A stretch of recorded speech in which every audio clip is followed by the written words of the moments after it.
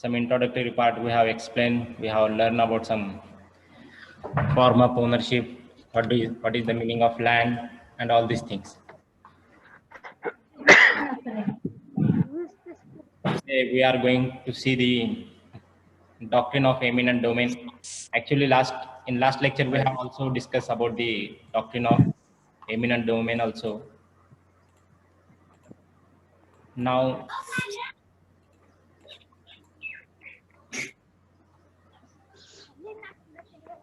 this doctrine of eminent domain means it's nothing but the king or the government is the supreme authority who can acquire, who can demand the land from any individual person.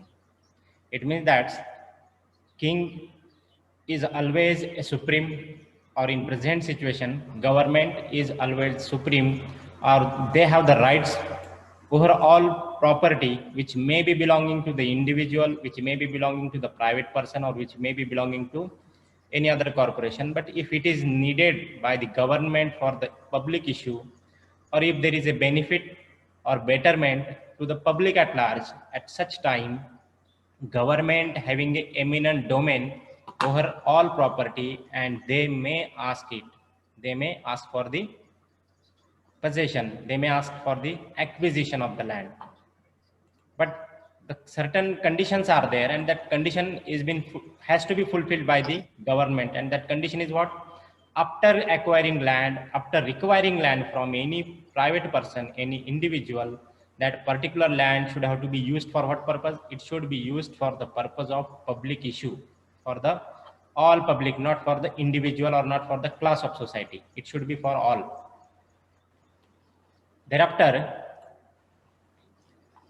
in general connotation, it means that the supreme power of the king or the government under which property of any person can be taken or in the interest of general public. In general sense, we can say that whatever may be the powers is been given to the king or the government, that should be used in general sense for the general public, for the interest of general public. Most of the benefit should be goes to the most of the number. Bahujan hitai, bahujan sukhai. It is a general proverb for all these things. Doctrine of eminent domain is based on generally two maxims. One maxim is salus populi supreme lex esto, which means that the welfare of the people is the paramount law. Law is there, any rule, any such kinds of things or any such kinds of proposal which has been passed by the legislative majority that considered as a law.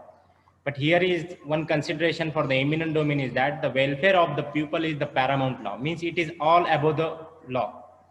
All laws are equal in nature, but if there is a welfare of the people, then it will be paramount, it will be override, it will be take over all the other laws. That is nothing but one kinds of a maxim which giving a support to the eminent domain.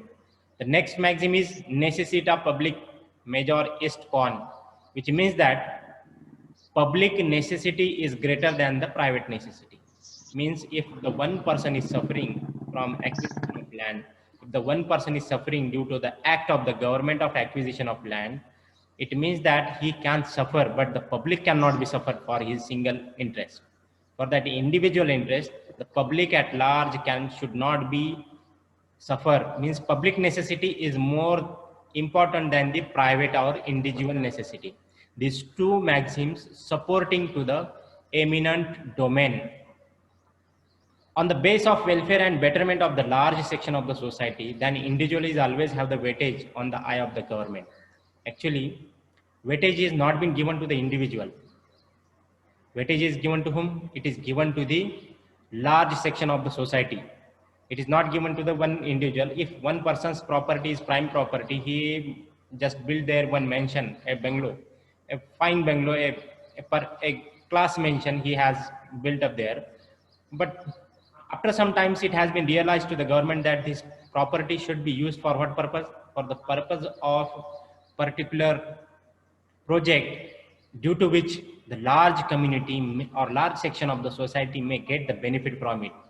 Then they may take the property from them.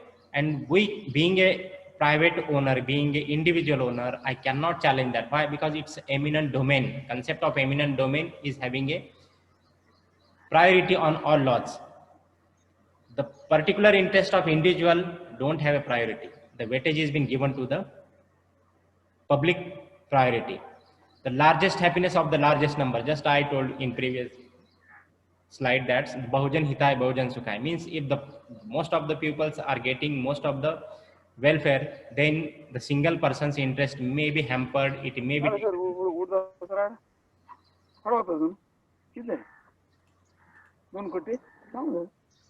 Then the nominal compensation must be awarded by the government to the sufferer. It is also a, we can say that actually every acquisition of land by the government should have to be compensated by the government. We cannot take away any land from any individual person, but we should have to give some compensation, and it is a must. Requisition and acquisition of immovable land or Immovable Property Act of 1952 was passed.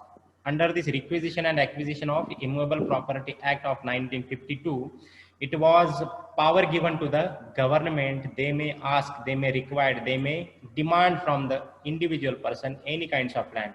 Why it was, this act was passed? Because before 1952, all these articles of right to property was kept in Part 3rd of the Constitution of India. And being a Part 3rd of the Constitution of India, it was a fundamental right. If the government cannot take the property from the public or from the private person, they cannot make the public project, they cannot do any kinds of developments. That's why Requisition and Acquisition Act of 1952 was passed, under which the government have got the power for what? To require and acquire the land from the individual person. But one condition was given, and that condition is condition precedent. It means that without giving a notice, that is a written notice, the government cannot take any land from the individual. If they want to take a land from the individual, they should have to be compensated. They cannot ask without compensation any kinds of land. Understand? Eminent domain and Constitution of India. Eminent domains means the power of the government, the rights of the government over all property. Permanent domain over the property or eminent domain over the property is always supreme. We already discussed that. The eminent domain of the government over the property having a priority on all other laws. It means that after Constitution of India, this concept of permanency was come under control, because the Constitution itself discarded the abolition of title and also ownership. Some article in Part 3rd of the Constitution of India have already discarded the abolition of title. Zamindar, Sir Jamindar, whatever may be, such kinds of title was given by the Britishers to the one person who hold the lands. That person, that particular title of that person has been abolished by the Constitution itself. After 42nd amendment, or after 42nd entry in list 3rd of the 7th schedule, both union and state government are empowered to enact laws required acquisition of property. All relating power of requisition of property, all relating power of acquiring the immovable property from individual, given the power under entry of 42 list 3rd of 7th schedule. List 3rd मध्ये 42 entry 7th schedule मध्ये हे दिलेलं आहे की government have the power to acquire the land. Not a single government, not a central government only. The state and central government both have the power to acquire the land. Why it was given? Because it was necessary. Without having this power, without giving such kinds of power, government cannot do anything.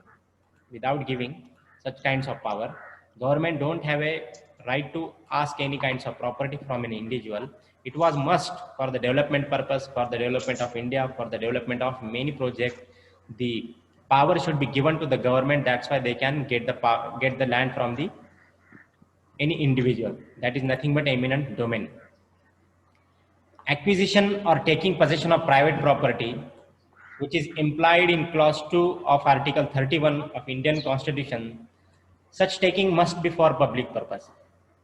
Article 31 clause 2 was at that time given the power to the individual, and even today it is given the power to the government for regarding getting the possession over private property for the public purpose. It means that whatever may be the right to property was there, right now it is right to property is there, but limited, restricted, control given to the individual, but most power is being given to the government purpose.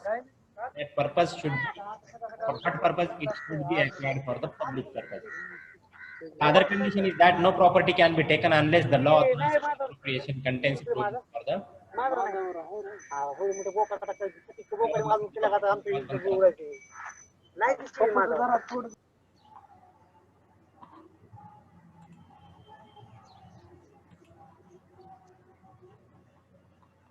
thereafter limit on the doctrine. This doctrine is given the exclusive power to the government, even though they should have to make some proper things, they should have to follow some laws, they have to do something better for the individual also. The said doctrine also have some limits. It cannot be used by the government with the exclusive power, but it is under some restrictions. Every right having a liability. If I have a right, it means that I have liability also. I have right to, I have freedom to speech and expression, but my freedom of speech and expression should not violate the rights of other. Same thing is here. Government have the right over the all property, but it should be for the purpose. It should not be for the personal purpose, or it should not be for the personal gain of particular leader of the political party. It should be for the public purpose. And government taking away the lands of the individuals are nothing but one type of mass displacement of many peoples. Whenever any land is been taken away from the general public, whenever any slums had been cleared by the government for the public purpose, if slums has been cleared for the public project or big projects are there, it means that you are totally destructing or displacing the many people's huts, many people's houses, many people's permanent abode, many people's permanent residence. You are displacing it. Being a government, it's your liability to provide roti kapda or makan. Food, shelter and clothes has to be provided by whom? By the government, because it's their duty. It's their fundamental duties. It's their under directive principles. It has been directed to the state. You should have to provide all these things. Right now, roti kapda or makan, it is come under the fundamental right. Under Article 21, right now it is been come under the scanning or scanner of the Article 21. That's why the government have given the free food, free shelter also under Gharkul scheme and many other things. The Supreme Court in Suram Reddy versus collector of Rangareddy district has articulated that the following grounds for review of this power should be considered. It means that this, under this case, Apex Court of India decided that the government may acquire any land, the government may clear the slums, government may displace the many pupils for the public purpose. They may acquire hundreds or thousands of acres of land from the government. It may be a farm, it may be a general residence, or it may be open place, whatever may be. But it is not open to the government. Government can do anything. No, it is under review. Their power can be reviewed by any time by the High Court or Apex Court whenever it has been filed before the concerned court. The first thing under which the review may be made by the courts is that malified exercise of power should not be used by the government.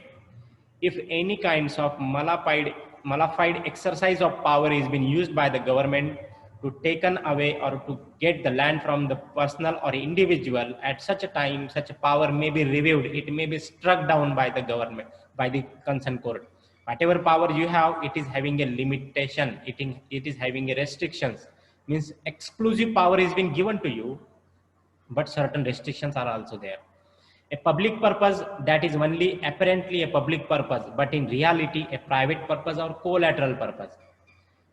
Government showing that we are acquiring the land for the public purpose. Apparently means it seems that it is a It is for public purpose. Okay, we can give it, our land we can give to the government. Why? Because it seems that it is for the public purpose. But in reality, there is a private purpose. There is another one collateral purpose, which is giving the benefit to the particular community only, not to the all general public. At such time, the power of the government may be reviewed by the Supreme Court or High Court whenever there is a necessity. Third point is that an acquisition without following the procedure under the Act. If you are acquiring the land, there is a Land Acquisition Act of 1894 also of the British era. Thereafter 1952 Act is there. Right now in 2013, Land Acquisition, Rehabilitation and Resettlement Act also passed in 2013. That is also called as LAR, Land Acquisition, Resettlement, Land Acquisition, Accommodation, Resettlement and Rehabilitation Act. It is the name of the 2013 Land Acquisition Act. Under this act, the government have the power, but restrictions also been given in this act. What kinds of restrictions is given? You should follow the procedure. A written notice should be sent to the person from whom you are going to take away his property under Acquisition of Land Act. After giving a written notice to him, 15 days time should be given to him. For what purpose? For the purpose of his reply. It means that he cannot take away all the property, means government cannot take away all the property without giving the opportunity to be heard from the person or from the farmer or from the individual. It is also there. It is a restriction given under 2013 Act. Even after giving notice, if that particular person want to file an appeal before the concerned forum, concerned authority, he should have to given the time. Without giving an opportunity to the sufferer, we cannot acquire any land from him. It is a restriction given under 2013 Act. And if it is, this procedure is not been followed by the government, then it will be under review. When the acquisition is unreasonable or irrational, acquisition is unreasonable or irrational. It means that what kinds of unreasonability is there? Unreasonability, we can say that if you are acquiring the land from a person, it means that you should be compensate him. You should give him compensation. Before 2013 Act, the compensation was double. It was triple. Right now, the 4-time compensation should be given to him. If your land which is belonging to you only and it having a market value of 4 lakh rupees per acre, then government should have to give you compensation of 16 lakh minimum, 16 lakh rupees per acre to you. Why? Because government is taking your land permanently, it will not be returned to you. If land with you, if you are not going to give the land to the government and government is not taking your land, it means that in future years, how much income you can get from that land? 100 or lakhs of rupees you can get from that lands. But right now, you are giving permanently to whom? To the government. It means that the 4 times more compensation should be given to you. Under 2013 Act, another one compensatory provision is given that whenever the farmers or the individual person given his property to the government, for what purpose? For the acquisition purpose, and he don't want to get the compensation, he don't want to accept the compensation, then he may ask for the rehabilitation, punarvasan. It means that he may ask for the same kinds of land in any other area. He may ask for the same kinds of open plot in such a prime property in city. He may ask any kinds of other kinds of property from the government. Government should have to rehabilitate him because he don't want to accept the money, because money cannot be stopped. Money can, whenever money came, it will be gone. Whenever the amount will become, it will be gone. And it will not always with you. But so far as land is concerned, it will be always with you. It will give the benefit to you in your future, not for your own future, but the many generation, it will give the benefit. That's why Rehabilitations and Resettlement Act is there. If the government want resettle the person, they may give him another one kinds of land in any other area, and it has to be given. It is an unreasonability. If you are asking something and they are not giving you, you are asking 4-time compensation, they are giving 2 times compensation. You are asking them for the resettlement, they are denying it. You are asking for the rehabilitation, they are denying it. it is nothing but say unreasonable or irrational procedural provisions which has been applied by the government, and it is nothing but it's a subject to review. The government, but the government's power is there, it may be reviewed by the judiciary under judicial review. When the acquisition is not a public purpose at all and the fraud on the state statute is apparent. The recent example of our Usmanabad. When this 4-lane highway was sanctioned, hundreds or thousands of acres of land from Solapur to Aurangabad has been acquired by the general farmers or general public. What was the problem actually in Marathwada region? Many property is possessed by someone else, but actually ownership is with someone else. Because under Hyderabad Tenancy Act, many lands have been acquired or possessed by someone else being a tenant. Under tenancy rules, he has acquiring that land, he is possessing that land. But actually owner he is not the owner, owner is someone else. On record, owner is someone else. When this procedure was started by the government of Maharashtra to acquiring the land from the peoples in Marathwada region, especially in our Usmanabad district, at that time they realized that the thousands of acres of land is being possessed by someone who is a tenant actually, as per Hyderabad Tenancy Act, means under Kul Qaida. He is a possessor, but actually he is not the owner. He is a de facto possessor. He's looking, it seems that he is there, he may be owner, but actually he is not owner. Then what the government has done, the authority of the government done one thing, they sent all the notices to whom? To the original owner. Actually, he was the owner, but he was not in possession. Possession was given to the tenants. Then there was a dispute between the tenants and government, owner and the government. And at many places what happened, the government has given the opportunity to both the parties, to the tenant and original owner under Hyderabad Tenancy Act, you should decide mutually and came to us, we will give you the amount whatever may be awarded by us. In this scheme, under this mutual understanding or under these compromise systems, the many fraud has been done. Many fraud has been done not by the government officers, but by the agents, because it was nothing but it was a opportunity to those people who want to get something from it. They want to acquire some amount from this, and they did many fraud things and they show on record, and government believing on these documents, they given the compensation to those people. Again, many people from Tuljapur Taluka, even Usmanabad Taluka also filed one writ petition, common writ petition in Bombay High Court of Aurangabad bench. And it has been directed by the Aurangabad bench that the thorough investigation or inquiry should have to be done in this all fraud.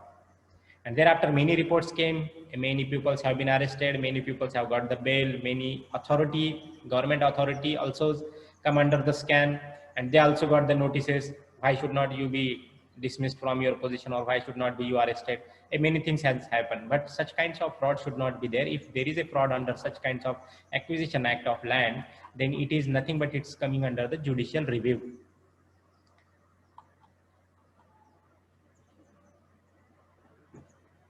Article 300A and the doctrine of eminent domain. Article 300A, which merely says that no person shall be deprived of his property save by authority of law. It means that what? It means that every person have the right over his property, and he cannot be deprived. He cannot be deprived by the simple law. He cannot be deprived by the simple notice. He having the right. But actually this 300A was not before the 42nd Amendment of Constitution of India. It was under part 3rd of the Constitution. This no person shall be deprived of his property save by authority of law. This article was in fundamental right. At that time, the peoples were not ready to give the land to the government. But suddenly government amended the provisions, and this provision right now is a constitutional provision. It is a constitutional provision, but not a fundamental right. So this article also given the power to the person to hold the land, and also given the right to the authority of the government to, they may take a land, but for the public purpose only. Power shall be used in legislative manner only. Whatever may be power you have, you should use it ये चालू करते हैं क्या? Vishnu Karle has posted one question: compensation under the Land Acquisition Act and rehabilitation and resettlement in other place, minimum 4 times of market value compensation should be given. So Vishnu, have you given the hint to the other students, or what is this, or whether it is a question?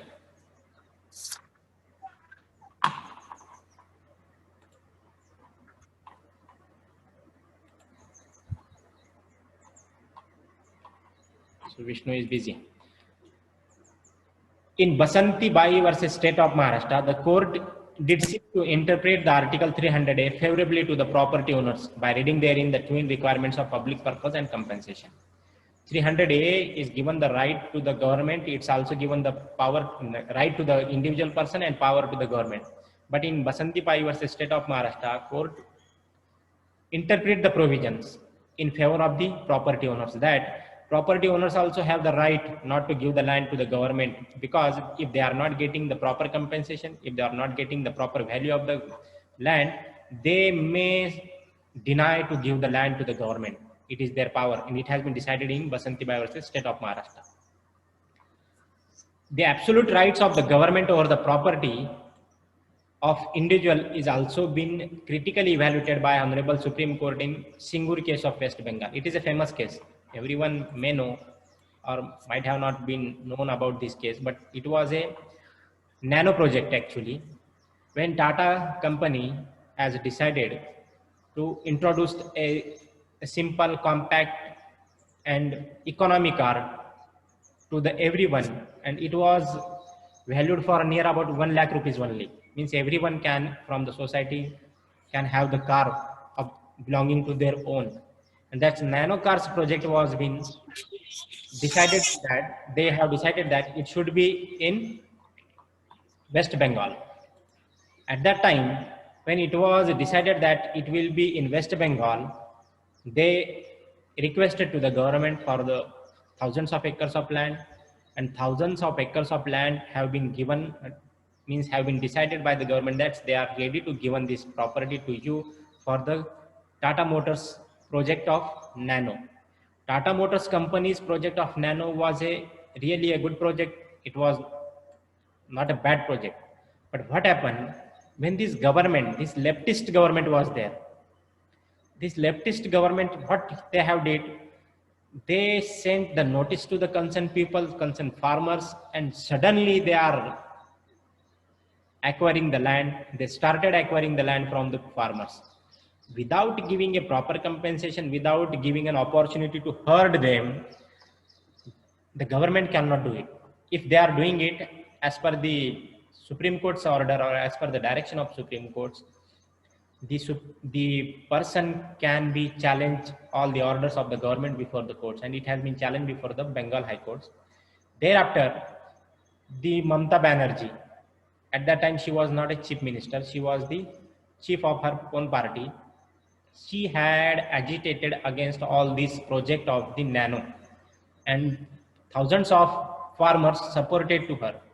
This Singur was the district of the, I think so, Bengal, and the, all Singur's land, what has been acquired by the government without proper instruction, without proper procedure, it has been returned to the whom? To the original owners, original farmers.